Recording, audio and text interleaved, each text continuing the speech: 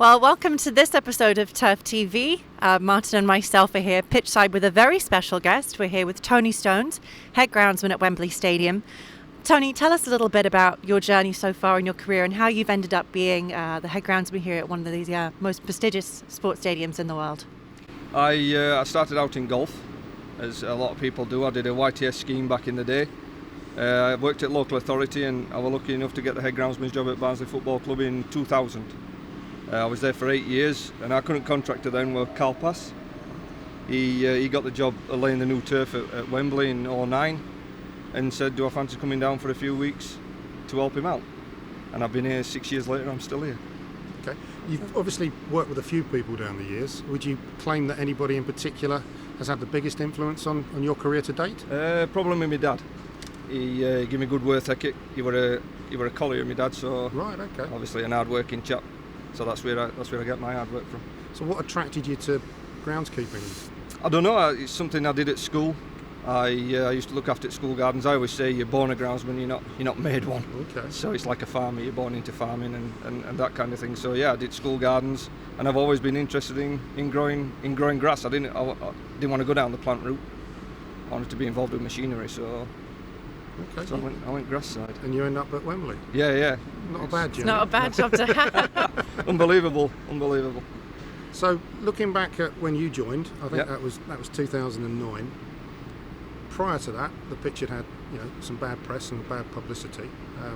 I think not long after you joined, I think that went away. Yeah. How did you overcome that? What was the strategy? In 2010, we the board took the line of looking at Deso, so we installed Deso Grassmaster in 2010, and since that day we've never looked back.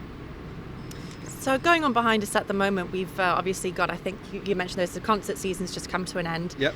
The Women's FA Cup finals happening here in just a short time, is that right? Yeah. How does that impact, the different types of events that happen here? How does that impact the turf care and what's required for each surface? Well, that's where Deso comes into its own, because the grass is there for aesthetics. You get all your strengths from the Deso fibres. So aesthetically, the grass is under the sheet at the minute. You can see the white grow sheet on it at the minute. We're playing 21 days.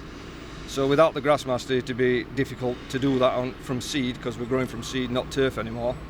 Had we put turf in, then you could be playing 4 days later. But with the seed, we're 20 days. We're pretty confident that we'll get there, and just keep managing. You can see there's a machine on blowing air into it, G2 air machine. So we're up to date with most technologies as we can, just to try and buy us time. And you've got a back-to-back scenario for this one, because you've got the charity shield, Yep. Community Shield it is now, isn't it? Straight after the day after the Women's FA Cup final. That pose any particular extra problems? Not really, because if you look back at his calendar in May, every Saturday, Sunday in May we host events, and then the bank holiday weekend we actually do Saturday, Sunday, Monday. Yeah. All off on one. I can give you a statistic on cup final morning just gone. We cut the pitch 4 times prior to the game. And each member of the grounds team on a mower walked 10 miles before the game. Great. So it's you've got to be fit to do this job. Okay. And obviously in recent years you've also had the NFL arrive, and you guys have had a number of NFL teams playing here. Yep. Has that had any particular impact on the grass at all, or what you've needed to do to the turf? Not really. You just change parameters on the clegging. So for football we're typically clegging from 68 to 75. For an NFL game we're up at 100, and with the Deso, it just helps bind it all together, because they use Bermuda grass, so this Deso's our Bermuda grass to get the strength. So that's what terminology is from the NFL guys. They're saying we use Bermuda, you guys use Deso. So it's more manipulative to harden the surface up or soften it up, so you can obviously all the events. A long period, 5 weeks as we've established, I think, Yep. of little period, some may say holiday, and then it's all action stations to get this ready for a couple of high-profile games. Yep. Is there anything you can do in that 5 weeks, or is it just you have to sit back and Well, wait what for we things did, to happen? what we did, 31st of May this year, we sprayed the pitch off straight after cup final. We actually sprayed the pitch off, so it was dying for the first week before the first concert. Post the first concert, we took the covers off. We had the pitch back for 4 days, so we totally removed all the herbage. So we exposed all the Deso to buy us time for now. So we weren't losing that 4 days at this time of year, so we'd be down to 16 days. So we did that prior, knowing that when we come back, as soon as we take that cover off, it's a clean surface, we just tilt it up and reseed. So we're just speeding the process up all the time. Okay. Okay. And in terms of the equipment that you guys use here, is it all sort of from one manufacturer? What's the kit you use? We use John Deere tractors, sprayer, and buggies. We have a Toro Procore. We've got a G2A machine, which is relatively new to the market. We use Dennis mowers. Whatever's best out there in the industry, that's what we try and get. Do you have a favourite piece? Not really, no. It's just whatever does the job. That's the best thing for us. Okay.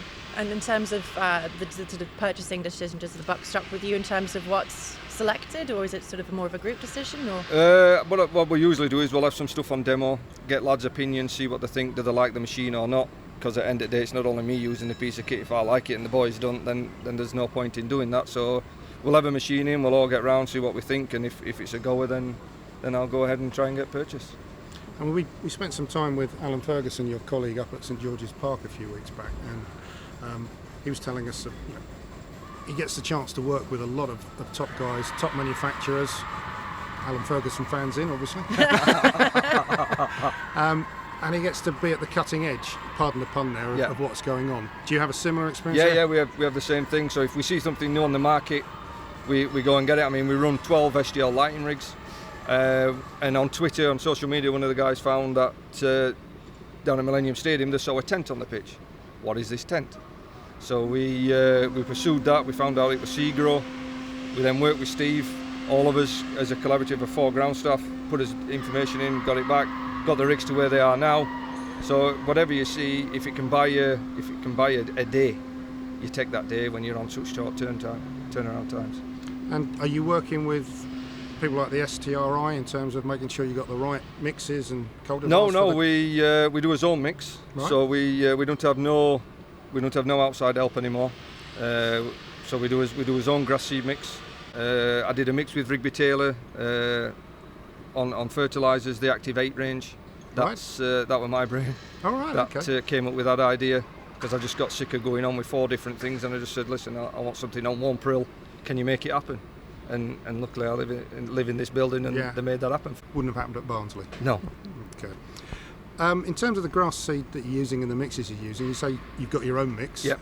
Are you working with one supplier or a number of suppliers? No, we have 2 suppliers. Rigby Taylors, we buy 3 cultivars from them, and we also buy a cultivar from Johnson's, and then we get it in and we mix it ourselves. So do you trial that anywhere, or do you? Well, what we did, we actually took this touchline out on the south side because that's the worst part of the stadium, the shadiest part, the coldest part. Right. So what we did, we got all the grass seeds from all the suppliers, put it in, and whichever performed the strongest, we took them cultivars and made our own range up. And how long a process was from, starting that trial to getting to the end? We did it over 8 months. Okay. So relatively short. So we did it through the summer, through the winter.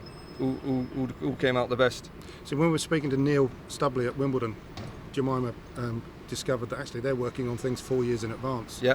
Their seeds are coming through. So 8 months is quite a quick turnaround. So we do such fast turnaround times with the seed and stuff because when it coming from NFL into Capital 1, obviously we have paint issues, so we do a full renovation process now. So we needed to know which was the fastest established in the cold weather. So we had several trials running across that 8 months, plus what we got in the ground. So it's everything's about speed. So it's all about speed. There's no difference in the kind of quality of the turf you're trying to produce compared to Wimbledon. That's got no impact. No difference. It's we need speed. Whereas Neil's got more time than us. Sure. So you're talking we've got 20 days to produce an excellent surface for 2 matches. So everything we do is about speed.